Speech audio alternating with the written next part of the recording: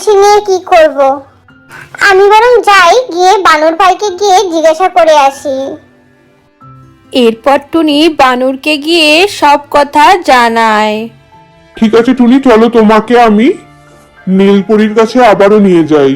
এর উত্তর কেননা আমারও জানা নেই। হ্যাঁ টুনি, তুমি এক কাজ করো, এটা তো তোমাকে নাগদেবী দিয়েছে, তুমি একবার না হয় নাগদেবের সাথে গিয়েই কথা বলো। উনি তোমাকে এর উপায় বলে দিতে পারবে যে এই কলসিটা নিয়ে ঠিক তুমি কি করবে। এরপর আবারও টুনি সিংহকে নিয়ে নাগদেবের কাছে যায়।